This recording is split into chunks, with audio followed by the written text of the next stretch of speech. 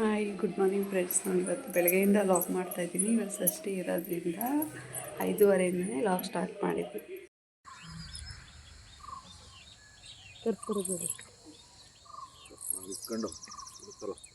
ಸುಟ್ಟೋದೇನೋ ಬಟ್ಲ ಸುಡೋದಿಲ್ಲ ಕರೆ ಇಟ್ಕೊಳ್ಳೋ ಇಲ್ಲದೆ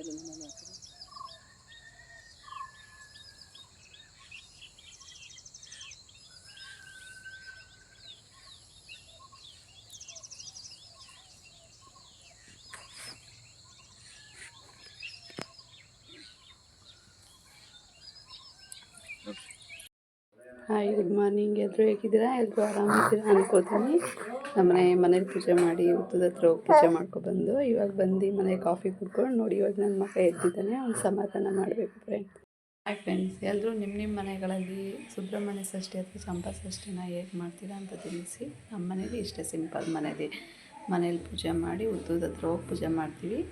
ಬೆಂಗಳೂರಲ್ಲಿ ಇದ್ದರೆ ನಾಗರಕಲ್ಲಿಗೆ ಹೋಗಿ ಪೂಜೆ ಮಾಡ್ತಾಯಿದ್ದೋ. ನಾವು ಊರಲ್ಲಿ ಇರೋದ್ರಿಂದ ಇಲ್ಲೆಲ್ಲೂ ನಾಗರಕಲ್ಲಿ ಇಲ್ಲ, ಅದಕ್ಕೋಸ್ಕರ ಹುತ್ತಕ್ಕೆ ಹೋಗಿ ಪೂಜೆ ಮಾಡಿದ್ದೀವಿ ಫ್ರೆಂಡ್ಸ್. ಇದು ನಮ್ಮ ದೇವ್ರ ಮನೆ.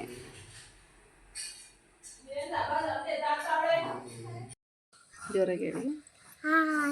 ಎಲ್ಲರೂ ಹೇಗಿದ್ದೀರಾ ಹೇಳಿ. ಚೆನ್ನಾಗಿದ್ದೀರಾ? ತಿಂಡಿ ಮಾಡಿದ್ರಾ?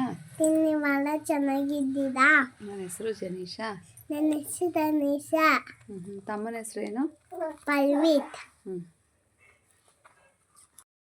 ನನ್ನ ಮಗಳು 4:30ಗೆ ಎದ್ದು ಸ್ನಾನ ಮಾಡಿದ್ದು. ಅಲ್ಲಿಂದ ಮಲ್ಕೊಂಡೇ ಇಲ್ಲ. ಅವಳೇ ದೇವ್ರ ಫೋಟೋದು ಎಲ್ಲ ತೆಗ್ದು ನನಗೆಲ್ಲ ಹೆಲ್ಪ್ ಮಾಡಿದ್ದಾಳೆ.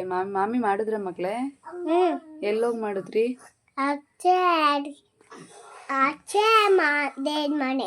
ಆಚೆಲಿ ಮತ್ತೆ ದೇವ್ರ ಮನೇಲಿ ಮಾಡಿದ್ರಾ? ಏನು ಕೇಳ್ಕೊಂಡ್ರಿ? ಏನಂತ ಕೇಳ್ಕೊಂಡ್ರಿ ದೇವರಲ್ಲಿ?